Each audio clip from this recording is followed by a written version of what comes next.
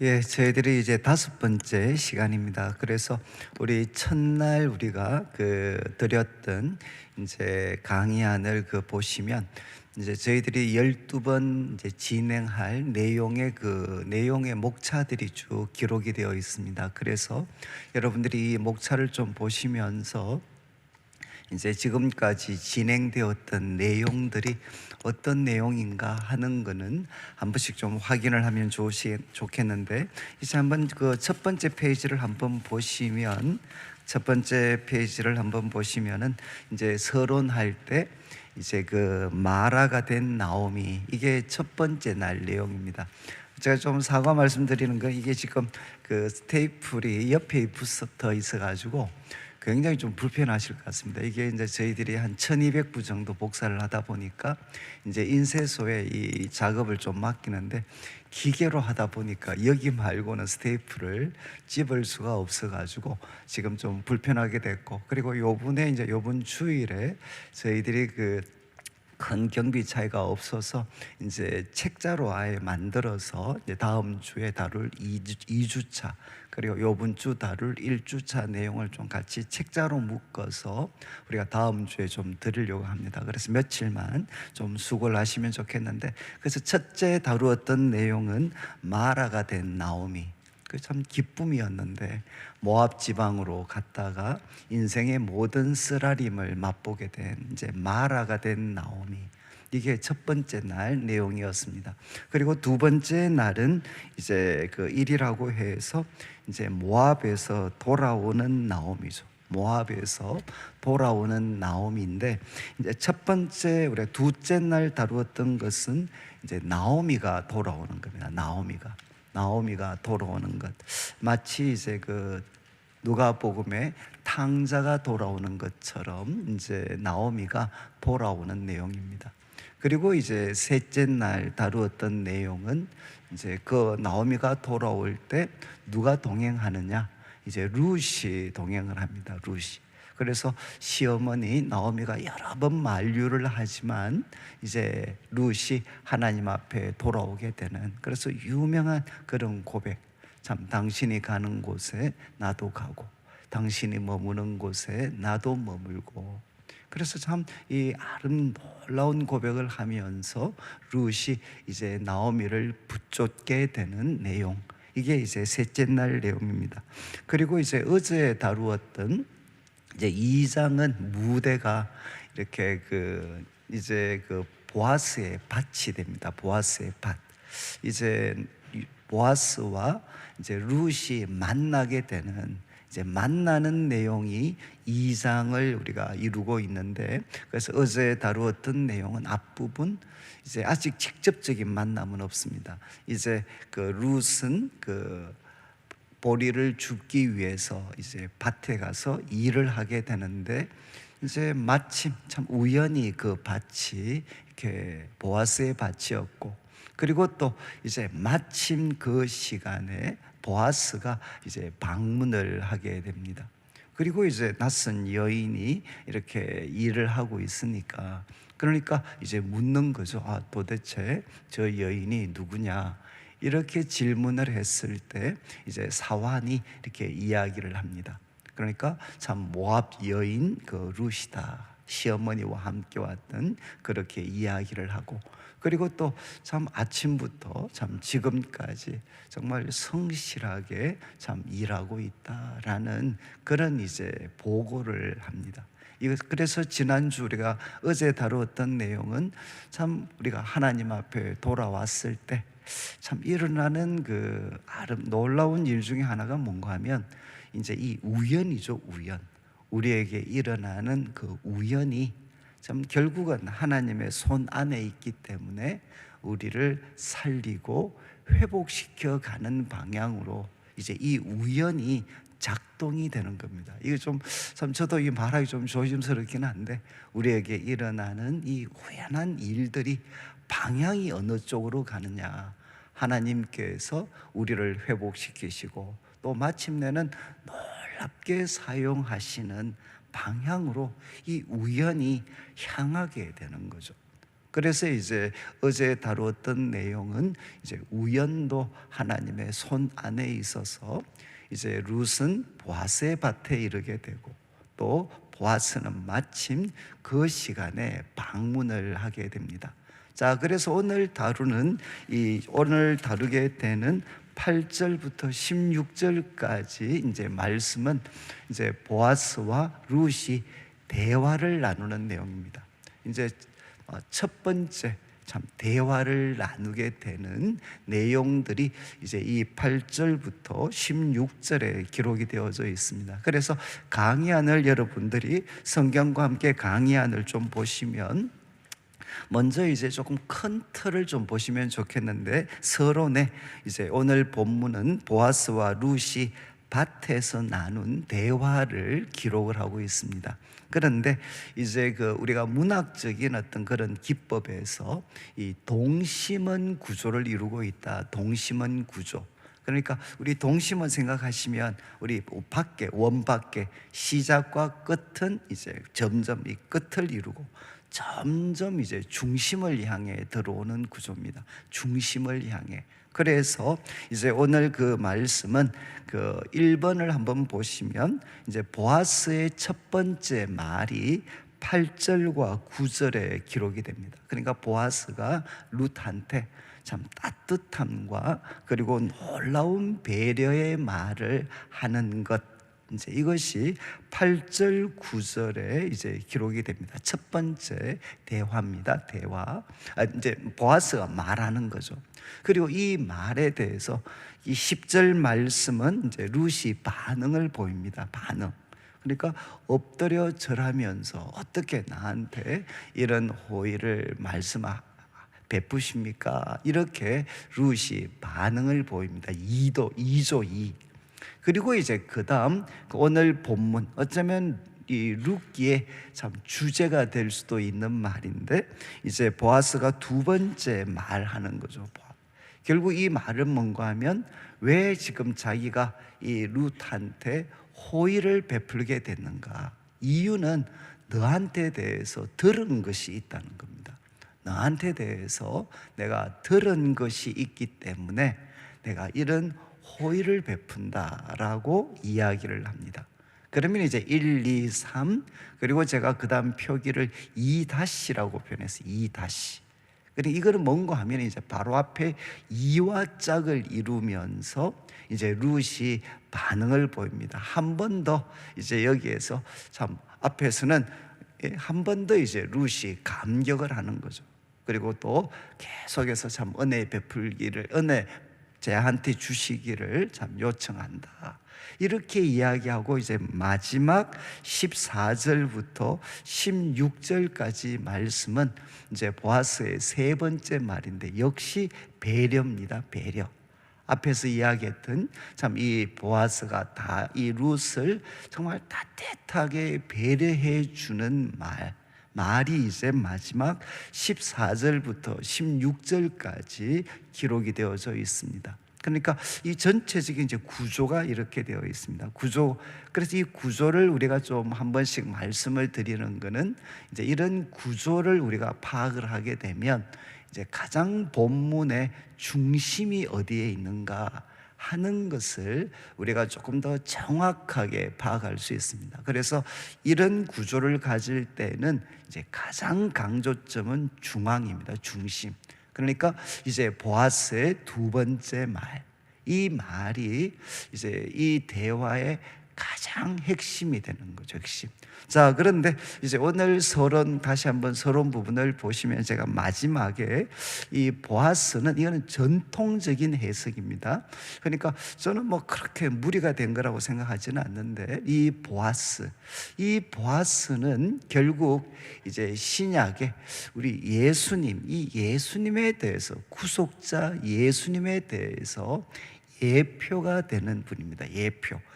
미리 앞으로 구원자가 오시면 참 이런 분이실 거다라는 것을 이제 미리 보여주는 그런 하나의 역할을 이 보아스가 한다라고 여러분들이 이해를 하셔도 좋겠습니다. 왜냐하면 이제 우리가 참 이 교회 신앙생활을 하게 되면 이해하기 어려운 표현들이 많죠. 예를 들면 이제 예수님에 대해서 구원자라고 표현을 하기도 하고, 또 예수님에 대해서 구속자다, 뭐 구속의 은혜, 구속의 은혜, 이런 표현을 많이 씁니다. 근데 이 구속이라는 말은 지금도 이제 한문인데 저 잘 모르겠어요. 이 한문 보면 굉장히 어려운 그런 한문들입니다. 한문들. 그러니까 저는 이제 어렸을 때 구속의 은혜, 구속의 은혜. 여러분 어렸을 때 구속 그러면 뭐랍니까? 그냥 감옥에 구속되는 거 말고는 자주 접할 수가 없잖아요. 그러니까 어렸을 때 아니 교회는 진짜 좀 이상하다. 아니 감옥에 갇히는데 그게 뭐가 은혜인가? 저도 한동안 그렇게 생각했던 적이 있었습니다. 그래서 제가 말씀드렸죠. 교회분 중에 새 가족하고 이렇게 상담을 하다 보면 목사님 근데 교회는 조금 쫀쫀한 것 같습니다. 그게 무슨 말씀이십니까? 그러니까 그분이 아니 주려면 10원을 주지 왜 9원을 줍니까? 여러분 이거는 이제 안 믿는 분이 오셔서 하시는, 교회 처음 오셔가지고 교회에서 구원받아라 그러니까 아니 주려면 10원을 주지 왜 9원을 주냐고. 그러니까 이 말은 뭐겠어요? 이 전부 다 한자로 한문으로 쓰여져 있었기 때문에 이 오늘날 분들이 이해를 하실 때는 때로는 이제 잘못 이해를 하실 수가 있습니다. 여러분 가끔 이제 우리 데살로니가 전서에도 뭐 믿음의 역사 이런 표현이 나와요. 근데 과거에 제가 참 대학 교수님이셨는데 그분이 썼는 글을 볼 때 이분이 믿음의 역사를 이 히스토리로 해석을 하더니 히스토리로. 근데 우리는 이제 한글로만 지금 기록이 되어 있으니까. 근데 여기 역사는 이제 힘역자거든요. 그러니까 일할 역자. 그러니까 결국 히스토리가 아니고 워크입니다. 워크. 그런데 이제 우리가 이렇게 한문이 아니고 그냥 이제 우리가 한글로 그 단어들을 접하다 보면 참 이해가 좀 어렵죠. 제가 왜 이 말씀을 드리는가 하면 이제 우리 예수님은 구원자다 라고 하면 주로 물에 빠진 사람 건지는 이미지잖아요. 정말 이렇게 다급하게 막 위기에 처한 사람을 건지는 거, 이건 구원자입니다. 구원자. 그런데 우리 예수님은 구원자이실 뿐만 아니라 그분은 우리를 구속하신 분이십니다. 구속. 근데 이 구속이 어디서 나왔느냐? 바로 히브리어 고엘에서 옵니다. 고엘. 지금 저희가 살피는 바로 기업 물을 자, 이 고엘이거든요. 고엘. 그러니까 구속의 은혜라는 것은 뭔가 하면 죽음의 위기에서 건져줄 뿐 아니라 우리가 지금 룻기에서 정말 인생 가장 어두운 절망에 떨어졌던 두 여인이 결국 보아스라는 기업 물을 자를 만나가지고 어떻게 됩니까? 그들의 삶이 이례적으로 구원을 누리는 게 아니라 그들의 삶이 총체적으로 회복되는 거죠. 총체적으로. 밭도 남의 것이 되고 남편은 죽고 아들도 죽고 그리고 손자 손녀는 아무도 없고 어떤 희망도 가질 수 없었던 두 여인이 하나님이 정하신 방법, 바로 이 구속자를 만나서 고해를 만나가지고 그들의 삶이 총체적으로 회복되는 것.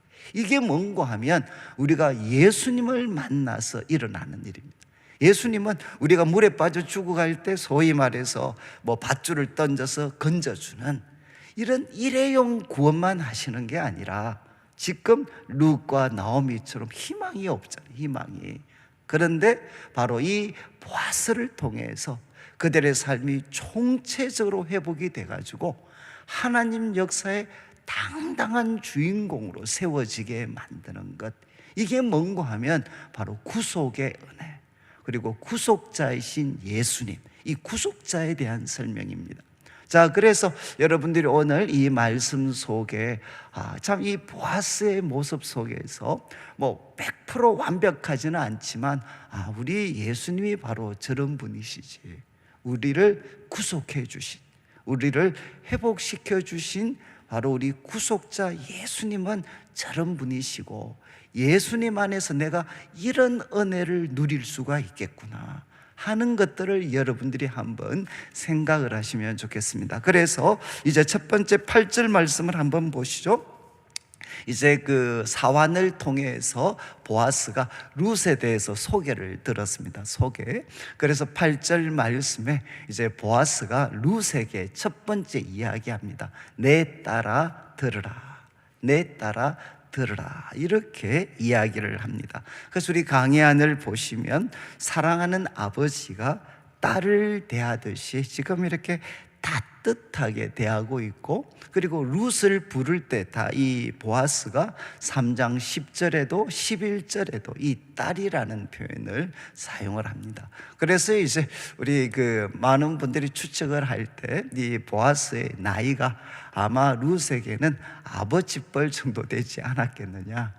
그리고 이제 많은 분들이 이제 묻지를 않는데 이렇게 그냥 마음에 질문은 있지만 표현을 잘 못하시는 게, 지금 이제 이 보아스가 도대체 이 나이까지 소위 요즘으로 하면 이 골드 싱글이냐, 그러니까 이제 이 부자, 이 유력한 자가 아직도 장가 안 가고 혼자 있었냐, 아니면은 결혼을 했느냐, 그건 저도 모르겠어요. 지금 성경에 뭐 그 부분에 대해서 직접적인 이제 언급이 지금 없기 때문에, 지금 뭐 보아스의 뭐 다른 가족들이 있다라는 지금 언급이 이 룻계는 최소한 전혀 나오지 않으니까 그냥 우리가 뭐 추측할 수밖에 없죠. 그런데 하나 분명한 거는 나이는 아마 아버지 뻘이었던 것 같아요. 그래서 룻을 부를 때 바로 내 딸, 이제 나의 그 지금 말씀에 이제 그 8절에 내 딸이라고 이렇게 부르는데, 이 호칭 속에 나타난 것은 결국은 이 따뜻함입니다. 따뜻함. 참 이 보아스가 룻에 대해서 바로 내 딸아 들으라 그러면서 따뜻하게 그를 부르고, 이제 이어지는 말씀 이제 이렇게 이야기를 합니다. 이삭을 주러 다른 밭으로 가지 말며 여기서 떠나지 말고 나의 소녀들과 함께 있으라. 자, 결국 이제 이 밭에, 다른 밭에 가지 말고 이 밭에 있으라는 거죠. 근데 아마 우리 성도님들이 좀 혼란이 오시는 게 이제 8절 마지막에 나의 소녀들과 함께 있으라 이렇게 이야기를 했습니다. 그런데 또 7절에는 배는 자들이 나와요. 배는 자들. 우리 어제 살폈던 것처럼 이제 배는 자들이 나옵니다. 그래서 이 저를 좀 보셔야 되는데, 정말 이게 룻기를 보면 한 번씩 이제 좀 혼란이 생기는 게, 소년, 배는 자는 남자입니다. 또 여기 소녀들은 여자입니다. 여자. 그래서 소녀들과 나의 소녀들과 함께 있으라. 이 도대체 이 소녀들은 누구냐? 지금 고대에 이제 추수를 할 때, 이렇게 추수를 할 때 이 베는 분들이 있잖아요. 낫으로 베는 분들은 바로 남자분들입니다. 남자 종들입니다. 남자 종들이 이렇게 쭉 베면 그 뒤에 우리 여자 종들이죠. 여자분들이, 소녀들이 따라가면서 그 잘려진 그 소위 이제 이삭들을 이렇게 묶는 작업을 하는 겁니다. 그래서 우리 소녀들은 그 베어진 그 이삭들을 이제 묶습니다. 그래서 여기에 이제 소녀는, 베는 자들은 남자고, 그 뒤에서 이 단을 묶는 역할을 하는 분들은 소녀들이죠. 소녀들. 지금 이제 이렇게 좀 이해를 하시면 이제 9절 8절 말씀에 이제 당부를 합니다. 이삭을 주우러 다른 밭으로 가지 말고 떠나지 말고 나의 소녀들과 함께 있으라. 여러분 강해안을 보시면 이제 마지막에 이 함께 있으라라고 할 때 이 있으라라는 표현이 1장 14절에 룻이 바로 어머니 나오미를 붙줬다라고 되어 있는데, 이 붙줬다와 같은 단어입니다. 같은 단어. 그러니까 지금 이제 보아스가 룻에게 이야기하는 거죠. 바로 우리 소녀들과 함께 있으라는 것. 그들을 꼭 붙잡고 있으라는 겁니다. 꼭 붙잡고. 지금 이제 이 어떤 단을 이렇게 묶는 이 소녀들과 꼭 그 소녀들을 붙잡고 있으라 이렇게 당부를 합니다. 그러면서 이제 이것 때문에 결국 룻은 어떻게 되느냐? 풍성함을 얻게 되죠. 밑에 강해안을 보시면 이제 룻은 어제도 제가 설명을 드렸는데 추수하고 남은 이삭이 아니라 이것은 율법이 정한 거죠. 가난한 사람들을 배려해 줄 때 그냥 모퉁이는 좀 남겨둬라. 그리고 떨어진 것, 배다가 떨어진 것 악착하게 거두지 말고 좀 놔둬라. 이유는 가난한 사람들을 위한 겁니다. 그러면 가난한 사람이 주울 수 있는 이삭은 뭔가 하면, 이제 이삭이 어떤 추수 다 끝나고 이 베고 묶는 거 끝나고 나면 그래도 남아있는 이삭들, 이거를 줍도록 되어 있는데, 지금 이제 룻은 굉장히 적극적이죠. 사실 아마 여러분들이 룻은 굉장히 적극적인 인물입니다. 그렇게 해서 이제 부탁을 한 거죠. 그 사환들한테 지금 이 어떤 소위 곡식을 베고 그것을 단으로 묶는 그 사람들과 함께 있으면서 이 어떤 이삭을 좀 줄 수 있도록 해달라, 이렇게 요청을 했던 거죠. 그러니까 이런 걸 누리려면 은혜를 베풀어 줘야 가능한 거죠. 그래서 룻이 나가면서 은혜를 의지하면서 어떻게 보면 참 대담한 그런 요구를 했고, 그리고 또 이제 이 보아스가 그것을 허락하는 거죠. 허락하는 장면입니다. 그러니까 이제 좀 있으면 내일 살피겠지만 이제 룻이 풍성함을 얻게 됩니다. 이삭을 줍는데 정말 일반인들은 잘 생각할 수 없을 만큼 정말 이렇게 풍성하게 얻게 됩니다. 지금 보아스가 이제 룻에게 무엇을 먼저는 따뜻하게 이야기하고, 그리고 두 번째는 그에게 풍성함을 보장해 줍니다. 풍성함. 너 딴 데 가지 말고 여기 있어라, 여기. 그리고 또 이어지는 이제 말씀 9절을 보시죠. 9절에 이제 이렇게 보아스가 이야기합니다. 그들이 베는 밭을 보고 그들을 따르는데 내가 소년들에게 이야기했다. 이건 베는 소년들입니다. 베는 그 소년들에게 명령했는데 너를 건드리지 마라, 이렇게 명령했다는 거죠. 아마 이 고대에도 이런 문제들이 많이 있었겠죠. 그래서 강야안을 한번 보시면 이 말은 이제 룻을 보호해 주겠다는 겁니다. 보호. 제가 기록한 것처럼 룻을 일하는 소년들로부터의 폭력, 그리고 또 그들에게 해를 준다거나, 그리고 또 오늘날 같으면 성추행이나 성폭력이라든가 이런 것들로부터 보호할 것을 이제 보아스가 명령을 하는 거죠. 종들한테 이제 건드리지 마라. 젊은 여인이니까 건드리지 못하도록 명령을 합니다. 그리고 또 이어지는 9절 후반부에는 참 목이 마르면 이제 그릇에 가서 소년들이 길어온 것을 마셔라. 여러분, 지금 고대는 물이 귀했습니다. 그래서 정말 이렇게 곡식을 베고 또 이렇게 그것을 단으로 묶을 때 이 사람의 목이 마르잖아요. 그러면 그 목이 마른 사람들이 마실 수 있는 물은 우리처럼 수도만 틀면 있는 게 아닙니다. 결국 누가 가져와야 되죠? 남자분이나 이런 사환들이 좀 먼 곳에 가서 이 물을 길러 와야 되는 거죠.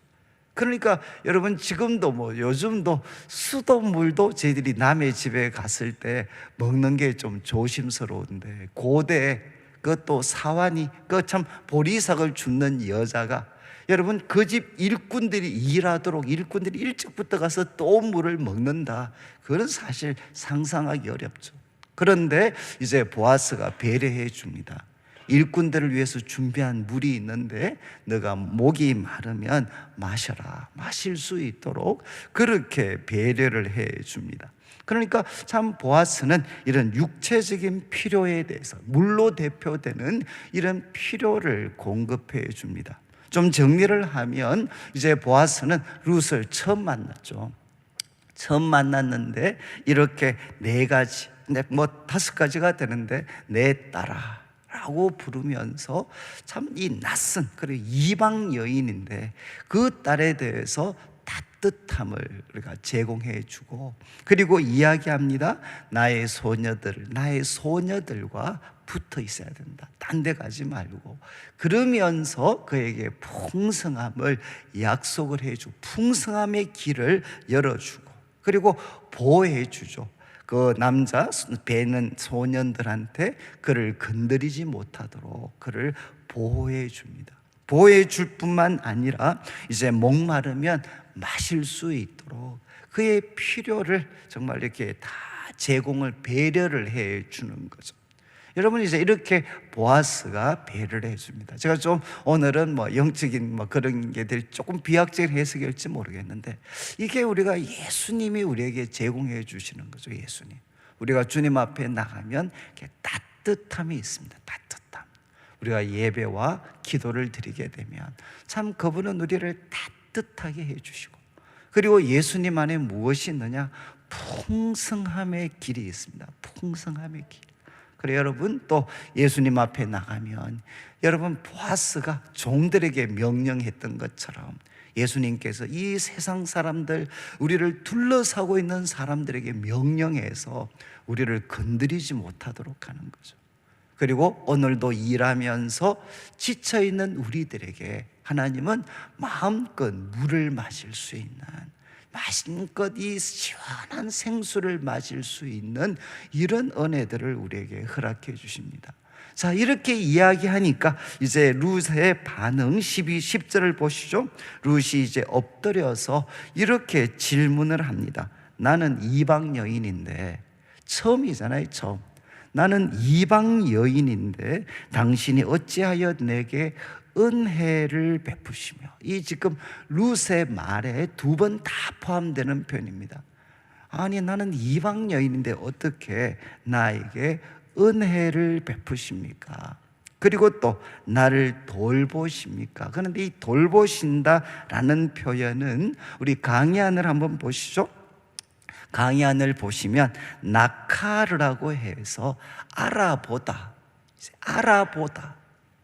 알아보다의 뜻을 갖고 있습니다. 그러니까 어떻게 나 같은 사람을 알아보시고 이렇게 말하실 수가 있습니까? 여러분, 어떻게 참 보아스, 이 룻 입장에서 보리 이삭을 지금 줍고 있는데 그 주인이 자기를 알아보고 자기한테 이런 따뜻한 말을 할 거라고는 생각할 수가 없었겠죠. 그런데 이제 보아스를 통해서 이런 따뜻한 말을 들었을 때 그가 엎드려서 절하면서 질문을 합니다. 아니, 나는 이방 여인인데 어떻게 나한테 은혜를 베푸시고 또 나아가서 나를 알아보십니까? 나를 이건 우리가 주님을 만날 때도 여러분, 이 참 전능하시다는 하나님이 이 많은 사람들이 기도를 하고 있는데 우리가 기도할 때 큰 은혜가 임할 때가 언제죠? 바로 이 크고 위대하신 하나님이 나를 알아보신다는 거죠. 나를 알아보신다. 군중 속에 그냥 한 사람이 아니라 정말 내가 누군지 내 이름을 부르면서 하나님이 나를 알아보시는 거죠. 알아보시는. 지금 이제 보아스, 룻이 이렇게 반응을 합니다. 그럴 때 이제 오늘 가장 중심이 되는 11절, 12절을 보시죠. 11절 말씀 비추어 주시면 보아스가 대답을 합니다. 제일 마지막 11절 마지막 표현, 내게 분명히 알려졌다. 내게 분명히 알려졌다. 왜 보아스가 지금 룻에게 이런 호의를 베푸느냐? 자기가 분명히 듣고 알게 된 사실이 있다는 거예요. 너에 대해서 내가 분명히 듣고 알게 된 사실이 있다. 그러면서 그 내용을 이렇게 세 가지 강의한 내용을 보시면 이렇게 정리를 할 수 있습니다. 먼저는 이제 수평적인 차원, 이건 인간관계입니다. 수평적 차원에서 이제 그 본문을 보시면은 11절이 이렇게 되어 있죠. 내 남편이 죽은 후로 너가 시어머니에게 행한 모든 것, 또 내 부모와 고국을 떠나 전에 알지 못하던 백성에게로 온 일, 이게 분명히 알려졌다. 너가 지금 이제 인간관계에서 너가 시어머니에게 어떻게 했고, 남편이 죽은 후에 시어머니에게 어떻게 했고, 그리고 또 나아가서 참 이제 이 낯선 부모, 그리고 또 고국을 떠나서 전에 알지 못하던 백성에게로 온 거, 이거 분명히 내가 듣고 알게 됐다는 겁니다. 이거 분명히 내가 알고 있다, 알게 됐다는 겁니다. 그리고 또 이제 12절을 한번 보시면 12절, 이 앞부분은 이제 수직적인 관계입니다. 수직적인 관계. 결국 이런 행동 속에서 그가 나타낸 것이 무엇이냐? 하나님과의 관계에서 이제 12절 후반부 보시죠. 이스라엘의 하나님 여호와께서 그의 날개 아래 보호를 받으러 온 너에게 온전한 상 주시기를 원한다. 여기 지금 이 룻은 어떤 행동을 했다는 것이 보아스에게 알려졌다는 겁니까? 저 여자는 누구냐? 이스라엘의 하나님 여호와, 그분의 날개 아래 보호를 받으러 온 여인이다. 여러분, 이게 보아스가 이야기한 거죠. 내가 너에 대해서 두 가지 들었다는 것. 수평적인 관계에서는 너 남편이 죽고 나서 시어머니에게 어떻게 했는지, 그리고 또 정말 이 어떤 부모와 고국을 떠나서 너가 알지 못했던 백성에게 왔는 거, 이거 내가 알고 있다는 거. 그리고 또 수직적인 그런 측면에서는 바로 그게 무엇이냐? 너는 이스라엘의 하나님, 모압의 그노스가 아니라 이스라엘의 하나님의 날개 아래 보호를 받으러 온 여인이다. 이거 내가 들었다는 거, 내가 알고 있다는 겁니다. 그래서 이제 보아스가 축복을 해줍니다. 12절 앞부분, 여호와께서 너가 행한 일에 보답하시기를 원하고, 그리고 또 이스라엘 하나님 여호와께서 마지막 너에게 온전한 상 주시기를 원한다. 이렇게 그를 축복해 줍니다. 이게 이제 사실은 이 룻기의 가장 중심되는 구절이죠. 결국 룻기는 무엇이냐?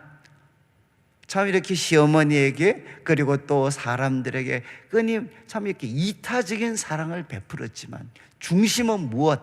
하나님의 날개 아래 보호를 받으러 달려와서 그러면서 사람들에게 참 이타적인 사랑을 베풀면서 살았던 그 여인에게 이스라엘의 하나님이 어떤 상을 주시는가? 정말 온전한 상을 주시는 내용이 바로 룻기 내용이 됩니다. 그래서 지금 이제 보아스가 이야기하죠. 너가 내한테 분명히 알려졌다. 너가 시어머니에게 어떻게 했는지, 그리고 또 어떻게 여기까지 왔는지 나한테 분명히 알려졌다. 그리고 이것은 무엇을 보여주는 거냐? 너 하나님의 날개 아래 보호를 받으러 온 여인이다. 그래서 하나님께서 정말 너에게 온전한 상 주시기를 원한다. 이렇게 그에게 축복해 줍니다. 저는 참 이게 조금 비약이지만 저는 우리가 주님 앞에 달려갈 때 아마 주님께서 우리에게 이런 말씀을 해 주실 것 같아요. 너는 누구냐? 정말 하나님의 날개 아래 보호를 받으러 온 자다. 그래서 너에게 하나님이 정말 온전한 상을 주실 거다. 그리고 갚아주시기를 원한다. 자, 여러분, 이제 이렇게 이야기했을 때 이제 룻의 반응입니다. 이어지는 13절 보시면 13절에 룻이 이야기하죠. 내 주여, 내가 당신께 은혜 입기를 원합니다. 내가 당신께 은혜 입기를. 이거는 이제 영어 번역 보면 continue의 뜻을 좀 담습니다. 계속해서 은혜 입기를 원합니다. 정말 앞에서 분명히 아니 나한테 어떻게 이런 은혜를 베풀어 주실 수 있습니까? 라고 질문했는데 그 보아스의 그 소위 축복이죠. 보아스가 축복하는 말을 들었을 때 그는 이야기합니다. 계속 은혜 입기를 원합니다. 나는 하녀 중에 하나만도 못한데 바로 보아스가 무엇을 해줬습니까? 위로를 해주고 마음을 기쁘게 하는 말씀을 하셨습니다. 정말 이 두 가지 표현을 썼죠. 위로해 주시고 하녀 중에 하나만도 못한 나를 위로해 주시고 마음을 기쁘게 하는 말씀을 주셨습니다. 여러분, 이게 이제 우리 주님이 우리에게 주시는 거죠. 우리가 하나님 앞에 나아가면 하녀 중에 하나만도 못한 우리들을 하나님께서 위로해 주시고 마음을 따뜻하게 정말 기쁘게 하는 말씀을 주시게 됩니다. 그리고 14절부터 16절은 이제 모아스의 세 번째 말인데, 결국 이것은 앞에 첫 번째 말과 참 비슷한데, 한번 14절 한번 보시죠. 이제 14절, 식사할 때 보아스가 룻에게 이야기합니다. 이리로 와서 떡을 먹고 또 너의 떡 조각을 초에 찍어라. 그러니까 룻이 곡식 베는 자 곁에 앉게 됩니다. 이 곡식 베는 자들은 남자분들이죠. 곡식 베는 자 곁에 앉게 되고, 그가 볶은 곡식을 주매 배불리 먹게 됩니다. 여기 정말 따뜻한 말씀이죠. 보아스가 룻에게 바로 이리로 와서 떡을 먹어라. 그리고 정말 그에게 환대해 줍니다. 여러분, 성경에서 정말 아주 중요한 주제 중에 하나가 뭔가 하면 식탁교제입니다. 식탁교제. 이것은 신약뿐만 아니라 구약에도 식탁교제는 성경에 정말 중요한 중심 주제가 돼요. 여러분, 식탁교제는 무엇입니까? 바로 우리는 하나라는 거잖아요. 하나. 여러분, 고대 밥을 아무나 하고 먹었겠습니까? 바로 이 식탁교제는 무엇이냐? 그 공동체 속에 받아들여지는 겁니다. 이방 여인이 베들레헴에 있는 그 하나님 백성의 공동체 속에 초청을 받고 받아들여지는 거죠. 이방 여인인데, 너는 인생에 실패한 여인인데, 야, 저기 가서 그냥 먹든지 말든지 그들도 보지도 않는 게 아니라 바로 초대하는 거죠. 초대. 이리 와서 떡을 먹고, 또 양식, 정말 우리 같으면 뭐 초에 찍어 먹고. 그래서 그가 배불리 먹습니다. 볶은 곡식, 그 당시 사람들이 정말 좋아했다. 볶은 곡식 먹고 배불리 먹고 남게 됩니다. 그러니까 우리 예수님은 누구시냐? 바로 우리를 식탁교제에 초대하시는 분이죠. 식탁교제. 바로 우리가 하나님의 백성이다, 하나님의 사랑하는 가족이다 라는 것을 가장 잘 나타내는 게 바로 이 식탁교제입니다. 자, 여기에 초대하고 이제 룻은 배불리 먹습니다. 15절을 보시죠. 이제 15절을 보시면 이제 그를 돌려보내면서 이야기합니다. 룻이 이삭을 주러 일어날 때 보아스가 자기 소년들에게 명령합니다. 그에게 곡식단 사이에서 줍게 해라. 앞에서 말씀드린 것처럼 남은 거 줍는 게 아니라 이제 곡식단 사이에서 줍도록 계속 허락하지 말고 뭐합니까? 책망하지 마라. 그리고 또 16절을 보시죠. 16절, 그를 위하여 곡식 다발에서 조금씩 뽑아 버려서 그에게 줍게 하고 꾸짖지 말라. 여러분, 그냥 그 어떤 베는 자들 뒤를 따라가도록 할 뿐만 아니라, 야, 너희들이 좀 떨어뜨려 줘라. 베면서 좀 이렇게 좀 떨어뜨려 줘서 많이 거둘 수 있도록 해주고, 그리고 꾸짖지 마라. 바로 앞에는 책망하지 마라, 꾸짖지 마라. 그러니까 우리로 말하면 구박하지 말라는 겁니다. 말로 구박하지 마라. 여러분, 없는 분들이 참 일하실 때 제일 이게 힘드시죠. 상대방을 쉽게 하는 말일 수도 있는데 정말 이렇게 말로 이렇게 구박을 받을 때 참 비참해지잖아요. 그러니까 보아스가 종들에게 이야기합니다. 구박하지, 꾸중하지도 말고 책망하지도 말고 바로 베는 자들 뒤에서 거둘 수 있도록 허락해 줄 뿐만 아니라 좀 떨어뜨려 줘서 바로 이 여인이 풍성하게 거둘 수 있도록 해 주라는 겁니다. 자, 이제 오늘 말씀을 이렇게 마무리하면서 여러분, 이제 참 우리가 결국 결론을 내릴 수 있는 게 뭐겠습니까? 여러분, 우리가 참 룻처럼 하나님의 날개 아래 보호를 받으러 가는 것, 이것이 온전한 상을 받는 길입니다. 저는 제가 지금도 이 룻기 어제 제가 12과까지 이제 작업을 이 강의안을 끝냈어요. 강의안 끝내면서 이제 여러분들은 어떠실지, 여러분들도 고역이시죠, 고역. 저도 정말 고역입니다. 이거 참 어떤 분들은 제가 근데 저도 이거 특사 한번 하고 나면 진짜 몸살합니다, 몸살. 그리고 이제 성경 하나 이렇게 하려면 저도 정말 쥐어짭니다, 쥐어짜. 이거 이제 여러분들이 강의한 이건 별거 아닌 것 같지만 한 거 하는데 최소한 저한테 한 4시간씩 걸려요, 4시간. 그럼 이거 하면 50시간 걸립니다. 시간이 50시간. 그런데 그 앞에 틀을 잡는 게 더 힘들죠. 그러니까 이게 내가 지금 뭐 하는 짓인가. 그래서 항상 5분에도 하면서 가을에 할 수 있을까 이거. 가을에 이 방법을 바꾸든지 해야지 이제 할 수 있을까. 근데 제가 이제 왜 이걸 꾸역꾸역 하시나, 아마 우리 성도님들도 그렇게 생각하실 것 같아요. 근데 저한테는 이제 이게 어떻게 보면 간증이죠, 간증. 제가 우리 내일교회 와서 이제 쭉 지내면, 이제 제가 특별히 담임 목사가 돼가지고 뭐 교회 뭐 여러 가지 우리가 리더십이 교체되는 과정에서 뭐 어려운 일들도 겪을 수 있고, 그리고 또 뭐 건축도 하고 또 교회가 성장도 하고 또 여러 가지 해야 되잖아요. 그런데 이제 정말 그런 것들이 참 벽에 부딪히는 것 같고, 이거 참 우리 교회도 이러다가 참 큰 어려움 당하는 거 아닌가, 이런 순간들이 정말 많았습니다. 근데 요즘은 이제 특별 새벽 기도회를 뭐 2주 하지만, 그것도 저희들이 몇 년 동안 40일 했거든요. 40일. 전반기 40일, 후반기 40일. 그러다가 이제 한 20일을 했어요. 20일. 그리고 이제 2주 한 지가 이제 한 3년 정도 됐나 싶습니다. 근데 제가 이걸 하는 이유는 뭐냐? 그때 많은 분들이 이야기를 했어요. 우리 교회가 이러다가 큰 어려움 빠지는 거 아닌가? 근데 여러분 아시겠지만 지금도 뭐 이렇게 설교하고 나면 기도할 시간도 별로 없습니다. 그런데 뭐 같이 말씀 보고 뭐 그리고 이제 기도도 잘 못하지만 끝내고 나면 그분들이 가끔 이야기하셨어요. 자기가 볼 때 이 교회에 큰 풍랑이 지금 막 몰려오는데 이거 지금 넘어갈 수 있을까?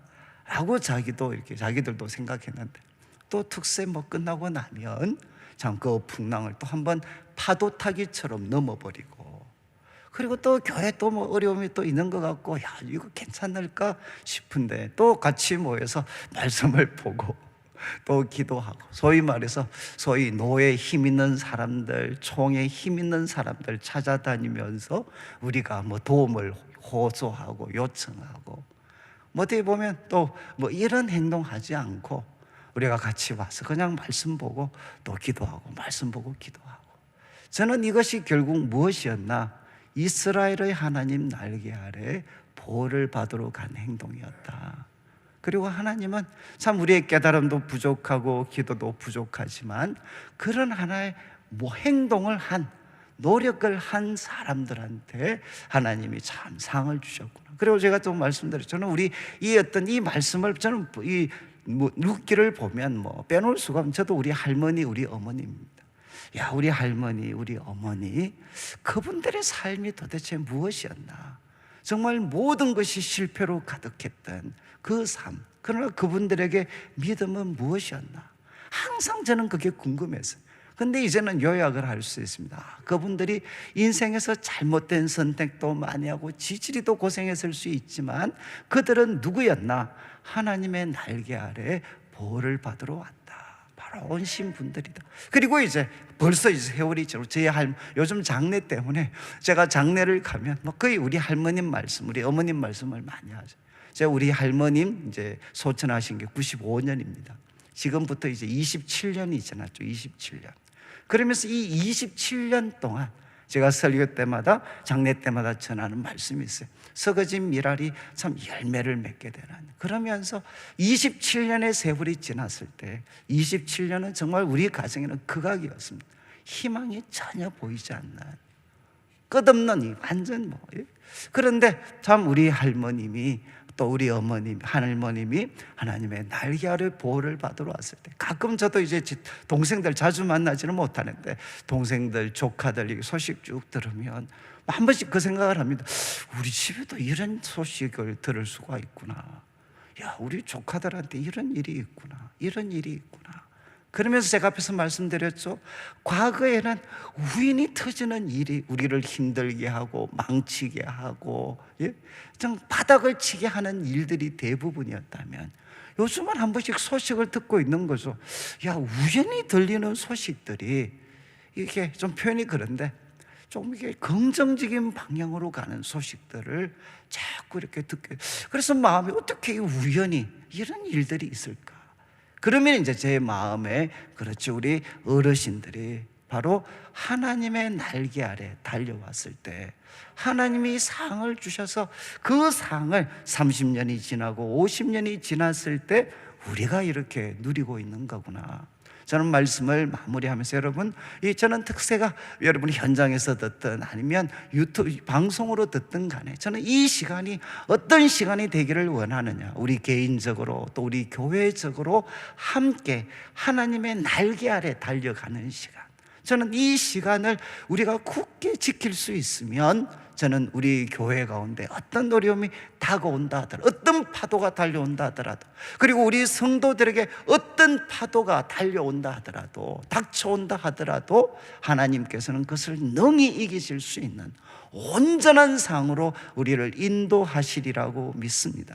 하나님의 날개 아래 보호를 받으러 여러분들이 달려오고 이제 기대하셔야 돼요. 하나님이 온전한 상 주시기를 기대하며, 우리도 이 참 룻처럼 여러분 참 하나님이 주신 사랑 때문에, 은혜 때문에 사람들에게도 은혜 베풀면서 살아가게 되시기를 주님의 이름으로 축원합니다.